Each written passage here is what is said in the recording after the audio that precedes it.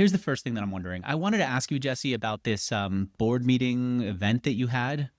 And I know that a lot of stuff came up for you because you texted me about it. But the thing that I'm wondering, though, is what's the benefit of being on a board? I feel like for you, it's a kind of a glamour role because Schnucks, the supermarket, is all over where you are. Now you're a board member. So that gives you, I was very impressed when I first found out. So that's good.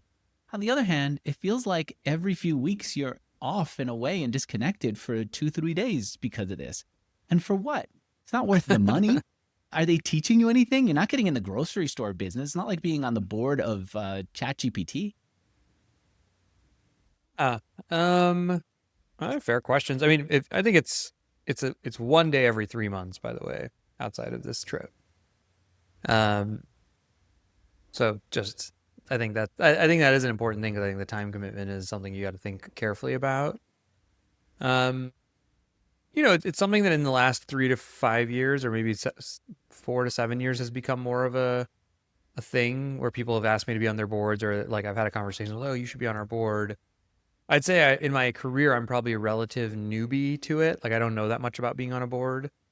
Um, my younger brother is on like 10 boards because he's a venture capitalist, and that's like how they govern their companies. But I think that for big companies, the typical board profile is like you've already done some big stuff. You're probably like most of the other non-family board members on this board are very, very successful career professionals. Like one of my friends on the board is the CEO of Jamba Juice. So they run big companies. They know how to do that. And then they're kind of like in their, they're retired for the most part, but then they sit on a handful of these boards, and it's a pretty good career, in terms of learning, staying astute, being able to interact, but also making good money. So I think I'm a little weird, I guess, is kind of what I'm saying in terms of board profile.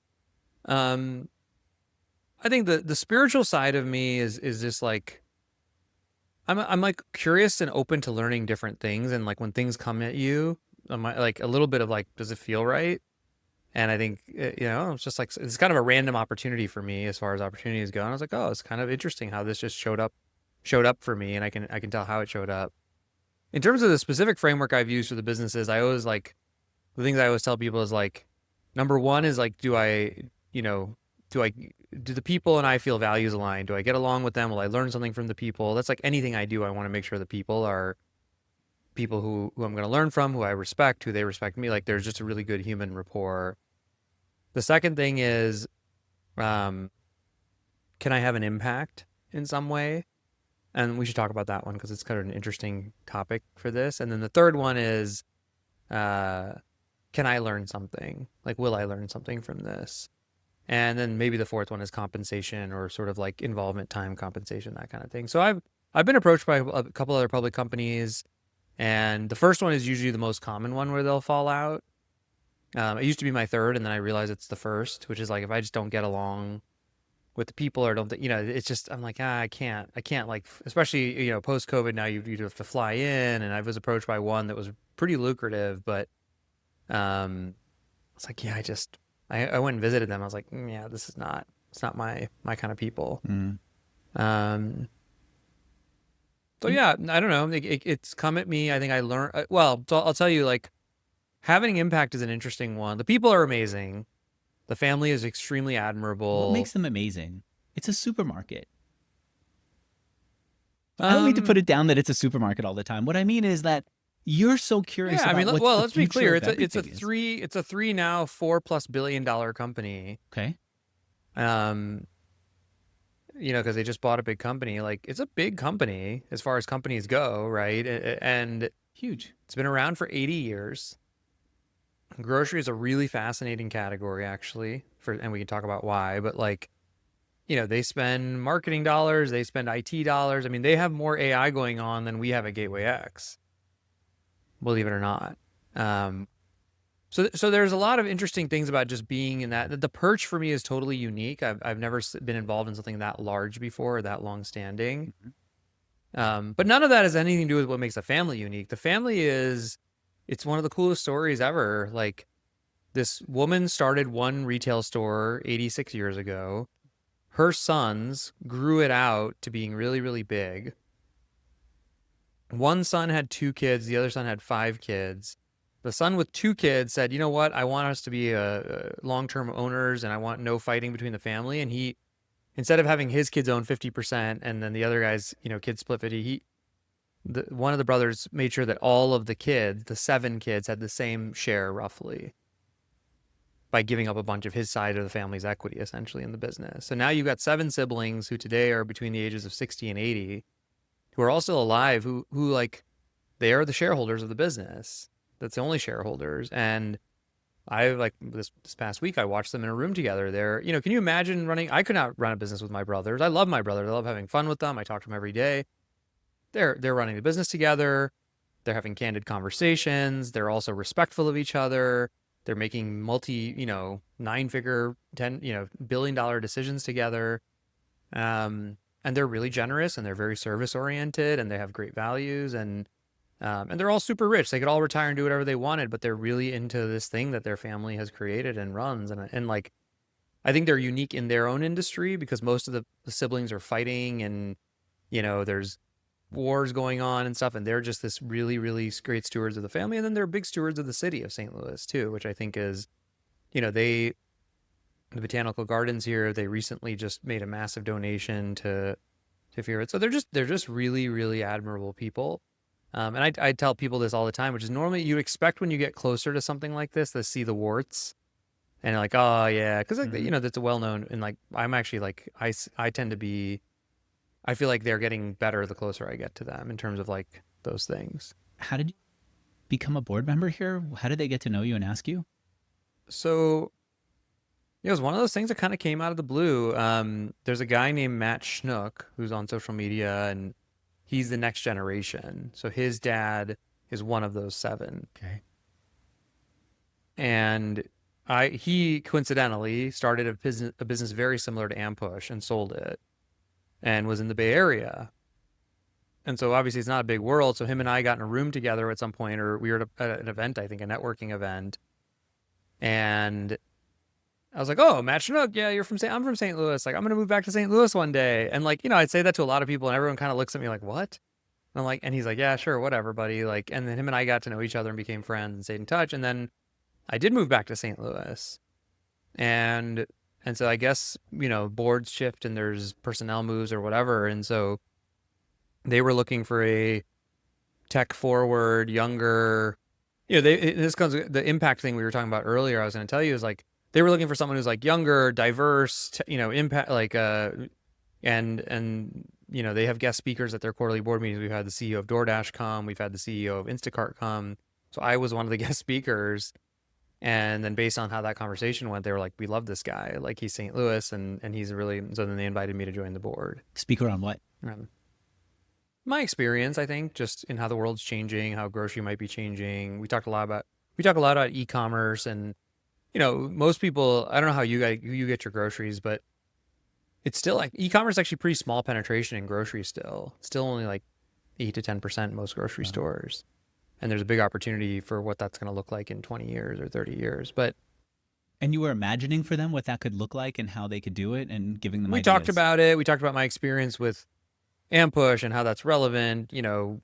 Companies like Uber and Instacart were clients, like just trying to get to know me, and then also my values and how I thought about things. And, I think that someone who's kind of left St. Louis and then come back with my pedigree and experience, and they're like, oh, this is a pretty rare guy, because he's sort of got the pedigree, but he's also very St. Louis oriented. Funny, that I'm obsessed with taking notes. So as you were listing all the things that you wanted out of this, I took notes. The one thing I left out was impact. And you said, that's very important, I'm going to come back. And the reason I left that out is I thought that's a nice thing to be able to offer them, but they're grown people. If they're not getting the impact, they can move on. Jesse needs to think about what he wants out of this. Why is impact one of the things that you want out of this, and not just learning and other things that are more well, because my time, I want to make sure my time is being used in a way that it creates value. But why isn't that more like, I want to learn what a multi-billion-dollar company is like, because I'm building a billion-dollar company. I care about what I'm getting, and they should care about what they're getting. And as long as they keep asking me for what they need, and I keep telling them what I need, we'll come together. Why is it that one of the things that's on I don't know. It's just them? like, when you talk to your kids sometimes, and it feels like they have no idea, like they just don't listen to you, and you're not having any impact on them. You know how annoying that is? Yeah. You know what? I had this. Here's why I'm asking this question. Yesterday, I was out for the day. A guy who runs a big event series here in Austin asked me to come and sit around a table with 12 other people and help out one of the people who was in his community. And so we sat there and it was great.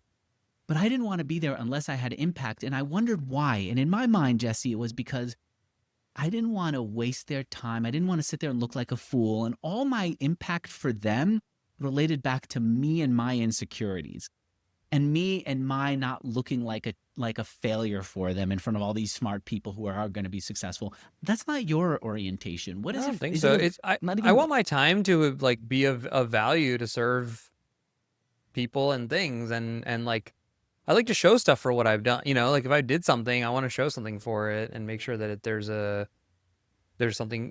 I said this to the CEO before. I said I want to know that in 2 or 3 years the company's different because I was on this board. If the company's going to be the same regardless of me being there or not, what's the point? I'm not interested in that. I want to be a difference maker. What part of you gets satisfied by seeing that there's a difference? All parts. I mean, I think that's why I'm an entrepreneur and I don't still work at Goldman, which is just another seat. Yeah. That I could be sitting in doing, being another cog in a machine. So what impact did you have? And then I'll get to what did you Well, learn. the reason I think it's interesting to talk about is because I think in the beginning, I came in and this is part of one of my biggest learnings is like as an entrepreneur, I'm like, all right, what metrics are we hitting? Like, people, the marketing team would present and I'd be like, hey, when's this getting done? And I was very much using my entrepreneurial skill set of like, here's some good ideas and here's some urgency, go figure this out, go get it done. And that's like not my place at all as a board member. And it probably was 2 or 3 years into it when one of the brothers took me aside and he said, hey, we are really lucky to have you in the room, Jesse, and you think in a way that none of us think. And that's a really valuable thing for us to have your perspective because it's just without your voice in the room, we wouldn't think about those things. And it could be AI, it could be the way social works, it could be the way like consumers are buying things, but there's things that are like, I think that I like look around the room going, what are these people talking about? Like, I'll give you a specific example. There's a big debate once of like, hey, our e-com penetration is only 6 or 7% of our sales. Why are we talking so much about this? And that was kind of what one of the old guys said. And I was like, well, hold on, guys. Just because our sales are 6 or 7%, that's not like what the consumers is. All the dollars to e-com go to Amazon or whatever. Like, we have to talk about it. That's the only place. And it was sort of this really interesting moment. So it's interesting. I realized that, like, again, my job it's being, and this I think is why older folks tend to do it versus somebody like me, because I think I'm still in a place where I want to like be involved in things and making things happen. But I think the idea of one simple redirection, it's kind of like being a manager and giving feedback. Like one sentence you say or one little comment you give can really shift the trajectory of an entire organization. And that's a really, really impactful thing to have. Like, here's a funny example for you that you'll really appreciate. Yeah. Like, I'm a big fan of DFS. And believe it or not, they didn't have DFS. A desired future state for what? Yeah, desired future state. They didn't say, like, this is where we want to be in 10 years. You mean as a company? As a company. They didn't have, and I was like, guys, how do we know what we're doing here if we don't have a, like, and I said, when I create companies, the first thing I do is I make a desired future state. And they were trying to be strategic and they had all the how and the principles, but now they have it. Now that's a thing. So it's like the whole company goes, they have a goal when they turn 100, which is in 14 years. This is what we want the company to look like in 100 years, when we're 100 years old. And so it's crazy to think that you can have that much leverage and impact in those situations, but the impact's very different. Okay. Let's talk about what you learned, because you do come back and you say, I noticed this, I noticed that. And to me, a lot of it is, I had no idea this company that is so old, that is basically selling groceries, has this kind of insight. And to me, that would be the big win, to be able to think bigger, because you're talking about big numbers every time you talk about them, and to have insight into something that seems so simple from the outside. What did you get that was exciting you this week? Well, it's funny. I'll kind of take it in a different direction. I mean, there was a bunch of cool things. There's so many pieces of this. I mean, the trip was a board trip.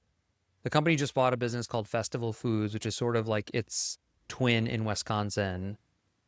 And what I mean by that is like the grocery, it's a pretty interesting business. Like if you go around St. Louis and the region that Schnucks is in, and they do customer surveys of like, what's your favorite grocery store? And if you do that in around this region of St. Louis, everybody says Schnucks. Not everybody, but like the majority say Schnucks. But sales, actually, Walmart has that biggest grocery sales, and Walmart's the largest grocer in America, and then Aldi actually has the second highest, then Schnucks. And that's very true in most regions, which is these two big cheap guys have the most, but there's always one other player who's kind of the hometown favorite. So their name is Festival Foods, and they're the hometown favorite in Wisconsin. So I think there's probably two big themes. Always want to think of a third, but in terms of the business side of it, like the culture of this Festival Foods company was amazing. They have this concept they call the Boomerang Principle, which the founder of the company wrote a book about, which is they do all of their, and they announce it to customers. They do every action they take in the stores is to bring people back into the stores. And it's a really simple system. It's like, hey, everything we're going to do. So, if someone, they have a budget in their stores, for example, if somebody comes in and kind of like complains about something previously, somebody can replace it right on the spot. So they do all these things that are very customer centric. They have daily stand-ups, like a startup. Literally, the store has a daily stand-up. And so one of the big learnings for Schnucks, and even just it was a reminder for me, is like how much culture is, it's not a thing you talk about, it's a thing you do. And the best cultures are do cultures, like they're just the way people behave and show up. And if you're talking too much about culture, you're probably not doing it enough. And so that was like a really, really cool one. And the second one was we had very little to actually do with the business, but I got to spend a lot of quality time with people who were probably 20 to 30 years ahead of me in their careers in terms of age and everything. Mm-hmm. And I was like, I found myself texting a small group of friends of mine, mostly from college and stuff, who are in their, done really well in business. And I was like, there was just so many interesting takeaways. One was like, it really became very apparent to me how much of a stage having kids in your house is. What do you mean? Because all these people, their kids are all adults. And like, they all look back to it and go, man, yeah, it was so fun having the kids. Oh, your kids, Jesse, how's that? Like, so that's number one. Two is like, we all have massive careers after our kids leave. Like, it really left me feeling like I want to spend more time with my kids right now because, man, they're going to go. And then none of these people, even there was like a 70-year-old dude, but he was like, he had as much energy as you or I do. And I'm like, damn, wait, so that's 30 years for me. Like, it was really apparent how much of a sort of third act or fourth act or whatever you have, or third act after your kids leave, and how much more. I mean, they have it's kind of back to before, you remember the time when you were married before you had kids. And now you look back on it when you have kids, you're like, God, it was obscene how much time I had, right? I could travel anywhere on a dime. I could go out to dinner, but like they're all living that life again. I see. Where before you might have thought, look, once my kids are done, I'm also done and I'll get to retire and rest. And you're saying, oh no, actually it's like going back to the 20s. So if this is not the last run of Jesse energized and building, then I better fully take advantage of the fact that they're here because it's the last run of Jesse having 3 kids in the house who are. Yeah. And that feels extremely finite, much more finite than the business career piece of this. So I think that was a big one. I think just seeing them, I think, I think another one was just like, it's a similar thing, but it's like, they're all still doing business and thinking about it. And they all have obviously done extremely well. And they're like, they're also like, it's funny. They talk like about all the same things you talk about on Twitter. Like, what sauna are you using? And like, what, I'm building a new house or a beach house or whatever. Like, and you're like, yeah, okay. These guys are like all ballers. They're like, there isn't not that another, I guess maybe the way to say it is like, there's not that much more. There's nothing else different that they're doing or talking about than like, my Hampton CEO forum talks about vis-a-vis consumption, like houses and money and all that. Like, there's not a next layer of, it's not like the flying car is available once you hit a certain number is what you're saying. That's right. And so then you kind of, again, it sort of takes you back to like what matters and even like, why are they still doing all, it's like, man, they want to be involved in interesting things. They want to learn, they want to have impact and it's not like, I think I've for the longest time when I was younger, really thought like when I would meet someone who'd made a certain amount of money and they were still working, I was like, I don't get it. Like, I thought I would stop working at some point. And then you realize it and you're like, no, man, like even this, like, 70-year-old patriarch of the family who ran the company for 15 years. Now he's not even on the board. He's just a shareholder. He's like, he still wants to be involved. It's still interesting, right? He's like, he was the most interested person on the store tours, like asking every associate how they spend their time and learning all about the grocery industry. And like, it's This is another thing that comes up for me. So here's a company, Festival Foods, has been surviving on its own for, let me see what year, since 1939, apparently. I don't know. It seems like it. No, maybe that's Schnucks. I can't tell. But a lot of these companies have been around forever. In New York, there's Key Foods. There's D'Agostino's. Here, there's H-E-B in Texas. We were talking roll-ups in like AI and all this other stuff. Why isn't there a roll-up of the whole supermarket industry at this point? they're happening I mean, Schnucks is doing one, right? That's why I bought this business. But I would have thought that by now there would be really one big, massive one, a couple of small mom and pop bodega style, like New York bodega style. But there's still regional players that are massive. Yeah, I mean, look, you got to start with the fact that it's a massive industry. I think it's like $1 trillion revenue industry, literally. Private equity's got $1 trillion, and I know that, by the way, that the government And has stopped some of these, so it's not like an easy thing to yeah, roll so that's up. part of it, right? I mean, like Kroger and Albertsons tried to merge, that didn't happen, so the government stopped that. I mean, there's some huge. There's like, again, there's Walmart is the biggest. Amazon's gotten into the space through Whole Foods. Costco's huge in it. Then you got either Kroger or Albertsons, which are the bigger guys. But then yeah, you just got. I mean, it's crazy, right? Each of these stores are like little, like, cash flowing businesses. Like they're doing a typical store does anywhere from $500K a week in revenue to $2 million a week at the high end of revenue. And like, they'll do real profit on that. So I don't know. There's a lot of humans that got to eat food, and like I get that it's big. What I'm wondering is, are there certain businesses that really just don't lend themselves to roll-ups? no, this industry is being rolled up constantly. I mean, even a simple example like Schnucks has bought, like people buy individual store. I mean, there's examples in rural Missouri where there's some family that has 3 stores, and then Schnucks will come in and buy it. So no, it's the consolidation keeps on going. I'm curious what, if I was sitting in the office at Gateway X, what I would have missed recently. Oh man, a lot. Like what? Um, we're spending a lot of time thinking about how to scale what we've done in the last 3 or 4 years. And as what we did the last 3 or 4 years was we basically came up with an idea or an opportunity. We found someone to partner with as CEO. And then me, Nak, and Adam would almost come in as the co-founding team and get the thing off the ground, and then backfill with people. And I think in addition to that being a little bit painful for us because we almost went from like startup to startup to startup, like it wasn't super scalable. I think it was frustrating for people like you who are in the CEO seats, kind of going, well, I got these people, they're half in, half out, and then they leave, and then and now you got all this AI stuff and especially around the marketing landscape, which is what I know. And I'm like, man, this is going to be a really big opportunity. I want to start more companies, and I want to I want to take advantage of this AI opportunity. That's a big one. The second one is like, I realize I want to be around lots of really smart founding type people all the time. And the hard thing that we've been spending a lot of cycles on is talent. How do you bring a lot of talented people in one area to start thinking about businesses and working on ideas?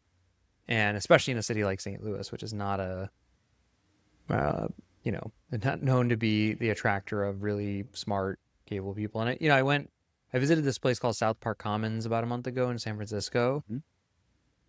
And one of the things that I saw there that we're gonna use that I think is really compelling is like a membership model, like a community model, where they'll bring you in to basically, you have to apply to be a member, and then they'll say, oh, come in. Once you're a member, you get access to the space. They'll work with you on an idea, and then if everyone likes the idea, they'll actually put money behind the idea. But it's this really cool model where I think they call it the -1 to 0 model, which is like Y Combinator 0 to 1, let's say. but they basically get the people before the people have an idea on a business, which is sort of what we do in the studio today anyway. Mm-hmm. But I think there's a really compelling way to scale that. And it's been fun to think about because I think for a long time I was like kind of avoiding the problem. I was like, well, I'm in St. Louis, and then it's like the real problem is how do you get really talented, bright, entrepreneurial people to a place like St. Louis? And I actually still don't know the answer, but like I kind of feel energized by the fact of like trying to figure out how to solve it. And so we've been talking about how do you solve it? And we've got a bunch of ideas, and you know, it's just like any marketing or sales problem. You're like, okay, you've got the Knacks of the world, and Knack married a girl from St. Louis, and he's a really talented startup guy, and he moved here, and he just showed up, and he, I mean, I brought him in, but like, there's probably 10 of him every year who we could have in this membership model. And then there's, you know, people who are from St. Louis who go to great schools. Like, how do you get them attracted, you know, more out of college? Like the old Jessies, like how would you bring a Jessie back here from Penn? There are people like Casey who are really smart, who are C-level executives in companies in St. Louis and probably want to start a business. So we're starting to, once you get the wheels turning on it, like any problem, you're like, oh yeah, there's this pocket of person, and there's this pocket of person, and it can become a really exciting, fun thing, like anything, to how do you solve that problem? And that's kind of where most of my time and energy has been going. Most of those people sound like they're later in their careers. It's not like someone right out of high school or college who's going to build something. No, I think some categories are and some aren't. I mean, I think out of school is a good category for sure. Like I said, the young Jessies. I think, like if But something young like Jesse this, didn't go to what's the name of the local university that I see everyone in? WashU. WashU. You didn't go to WashU. But a bunch of, I did go to Penn, and a bunch of people from St. Louis go to Penn every year. And like a dumb example, not a dumb example, a good example, there's a McKinsey office in St. Louis, and there's like 3 kids who went to Penn and Harvard who came back to St. Louis to work at McKinsey. So there's enough really compelling talent, but it's fun to start to think about how do you actually bring, like, I feel like for the first time in my life, I'm actually solving a problem I care about, which is bringing a bunch of entrepreneurially talented people to a city that I love. You know, I kind of wished I was just sitting there yesterday with all these people having great conversation. I was thinking, I wish a few years ago I would have done some kind of just Andrew hangout, an annual Andrew hangout with we're just getting together and we're not sitting and listening to presentations, but we're going to hang out. It'd be a small curated group of people. I wonder if there's something like that you're into, to bring people from out of the state in to show them what there is. I don't know. I don't know if that's your thing. I definitely will be, for sure. When you put out a post that said, look, maybe instead of bootstrapping, I'm seed strapping. That's the time when I really heard in my head what Jesse always says about how I am not, what's the word? My only dogma is no dogma. So even though the whole newsletter is about bootstrapping, it's like, let me talk to you about why I'm thinking about fundraising. I still struggle with that, to be able to look, and the response is great, but I still would struggle with that, with the idea of saying, hey, I just brought all you people into this way of life of thinking that bootstrapping is the thing. You're all here because of it. And guess what? Now I want to talk to you about how I'm going to do the exact opposite. How do you not feel like a fraud for having brought people over? Never mind momentum, just that. I don't know. I just don't look at myself through other people's eyes for the most part. I just look at myself through my own eyes. You feel like you're responsible. People are following you for a direction. I don't. No, I don't. They don't, or you don't. I'm just a guy saying things. I don't, I'm not responsible for them. You don't take it more seriously than I'm just a guy saying things? Because you're not an evangelist where I like to evangelize. Maybe that's a big part of it. No, I evangelize things. I evangelize conscious leadership, and I evangelize personal growth, and I evangelize St. Louis, and but it's all like, I don't know, it's with a dose of humility of like, hey, this is my point of view. And if you can't change your own point of view, then what are you? I don't know. My point of view changes a lot. I actually think it's a feature. Like I think if someone never changes their point of view, then it's dogma. Then it's just like, oh, I believe this because I've always said it. Yeah, it's like this is the way it should be, and this is the only way I'm gonna be, and I can't do anything else. And it's almost like automatic at that point. It's not actually, you're not actually reconsidering your perspective.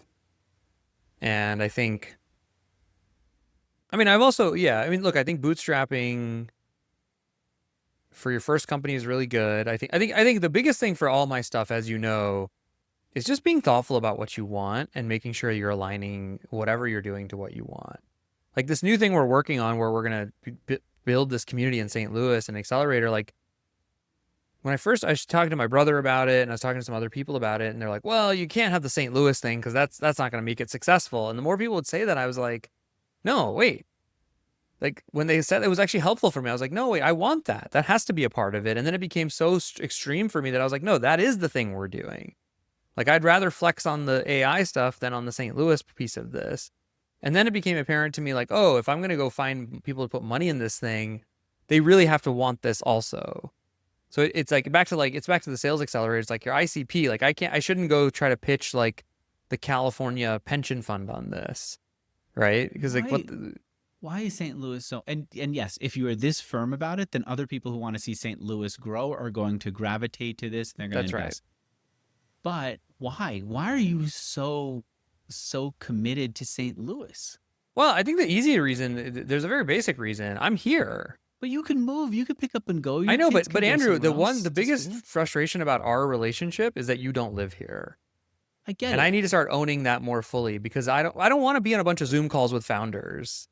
I'd rather put a bullet in my brain. I want them walking back to San Francisco. You met in San Francisco. Your family's in California. Why not say? Because I live here because I think it's a great city. But you living here is not a permanent thing. It's just as temporary as you saying I'm running a Bootstrap Giants newsletter or Bootstrap Giants YouTube channel and switching it to Seedstrap. It could be, yeah.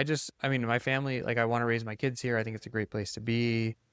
I think having people in a location like this matters a lot. It's funny. There's this guy I met, you should check it out, called Brickyard. It's in Chattanooga, Tennessee, and it's a slightly different version than what I'm doing. He kind of does you like after you're 0 to 1 or like after you've done Y Combinator. So he's not formation stage, he's like PMF stage is what he would say. And he literally is like in Chattanooga, Tennessee. He has a great office there. He has 20 teams at a time. It can't be more than 20. And they just hustle to get them to like focus on how to grow their business and get product market fit. And he's like, man, and if you read his site, you'll understand immediately. He's like, we're not for everyone, but the people we are for love this.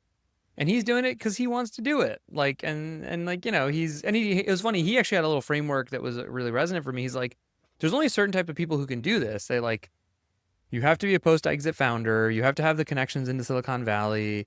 You have to have moved back to the town. Like his version of it was just it was really inspiring because he's like, I am me and I'm unapologetically me. And if you want to do this with me, then I'm here. And if you don't, then God bless. That's not interesting. And I think it's a very similar kind of mindset, I think, from my perspective. This is Cam Duty. Mm-hmm. All right. I know you got to go. Thanks. Thanks, Andrew. Bye, everyone.